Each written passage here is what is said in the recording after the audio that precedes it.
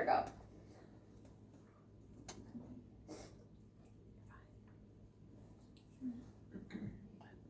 And open doors has a lot to do with that change. In March of 2020, I relapsed. I went back to meth. I lost my patience due to my drug use, and I quit my well-paying job. And I was in an abusive relationship. The abuse started small and grew each and every day. Between the drug use and an abusive relationship, I was slowly but surely losing everything that I worked so hard for. My ex finally crossed the line where he couldn't return from, and the police were called, and he went back to prison. Due to the issues he and I had, my landlord decided to evict me. I started inviting people in my life that weren't good for me, and that were there to reap the rewards of my labor. I had people squatting in my apartment, and somebody eventually stole my vehicle. I worked so hard to gain my own apartment, my own vehicle, and my own independence. But through bad decisions, I lost it all. This is where my homelessness began.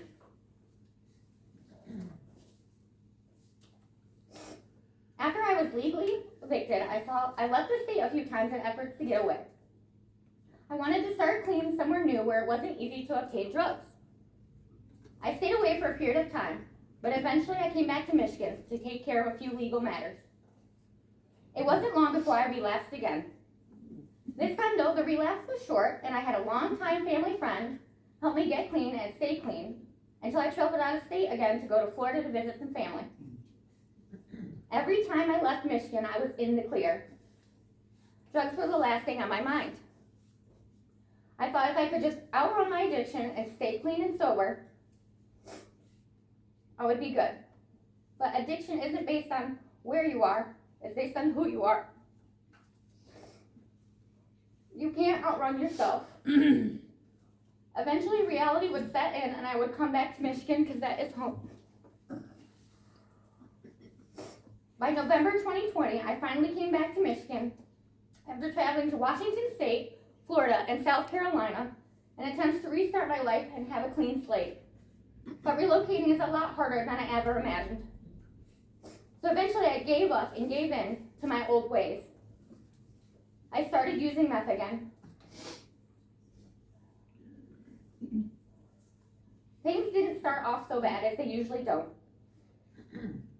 I had enough money to live in and out of hotels for the first few months of winter. But by January, the money ran out and the addiction was stronger yet. So I lived with my boyfriend at the time in his truck. We would stay in Walmart parking lots, park and rides along the highways, and anywhere it was legal and free to stay. We struggled to find places to use the restroom and take showers. Days would pass, and I wouldn't even know or remember the last time I took a shower. Eventually I realized I was being drugged with fentanyl.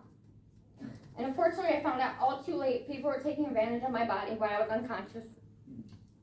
I never felt so alone, trapped, and lost in my life.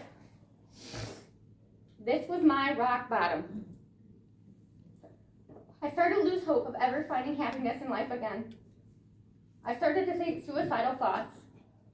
I would get the courage to literally run away from my addiction, only to crawl back to it shortly. I severed ties with my family, and they weren't going to support me if I wasn't making better choices. Lost in my addiction, I didn't think there was ever a possibility of getting better. By February of 2021, I was homeless, unemployed, and living a nightmare.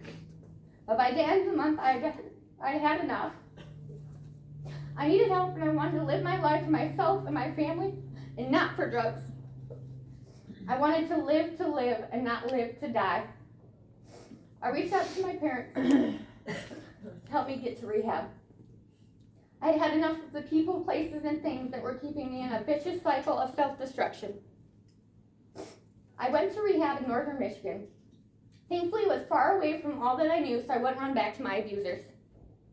I eventually graduated from rehab and moved into sober living in northern Michigan. but I still felt like relocating was the best for me. I needed to get away from all that pain.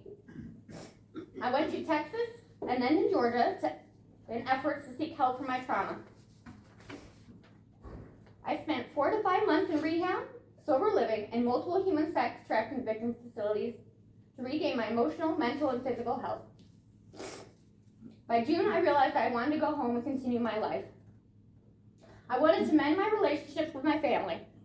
I didn't know exactly how I was going to relocate back to Michigan, but thankfully my father had the contact information for Open Doors. I reached out to Open Doors in June of last year. I was very anxious and nervous because I didn't know where I was going to live. I didn't want to fall back into my old habits. In the past, when I come back to Michigan, I would get a hold of a fellow addict, a drug dealer, or basically anyone that had a place to stay, because that was the easy way of doing things. This time, I was determined to do things differently. Thankfully, my father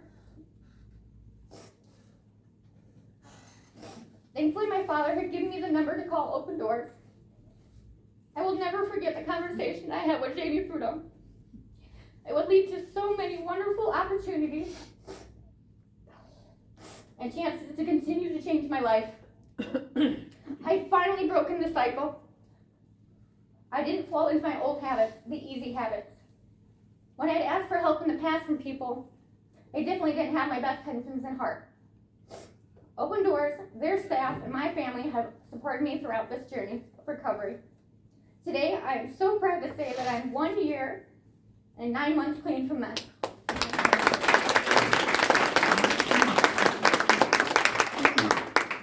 This time, I defend my sobriety with my life.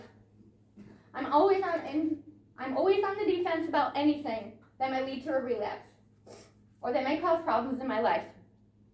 I live my life for myself, my family, and anyone else that has supported me through this journey. I live to help show that those who still struggle with addiction, that anything is possible and achievable. I hope to show others that they too can be free from the nightmare that is addiction. Help is out there. I'm glad to be able to help spread the awareness that Open Doors is here. And we'll welcome you with open arms if you're ready to live a life dedicated to sobriety and positivity and change for the better.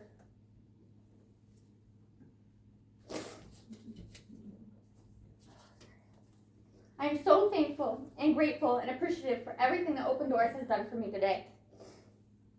And to this day, Open Doors continues to help change my life. They provide a program to help homeless individuals regain their life. Through hard work, determination, and their support, I have an amazing life and I am proud to live.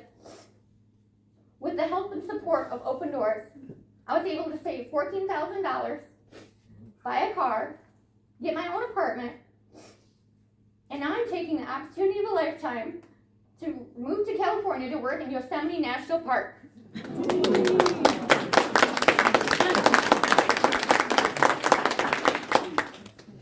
I'm an advocate for Open Doors and always will be. There's no other program out there like Open Doors. This whole experience has forever changed my life, and I don't know where I would be without their love and support. Thank you so much for your time and listening to my story. I want to thank Open Doors and all those that work so hard to help those in need.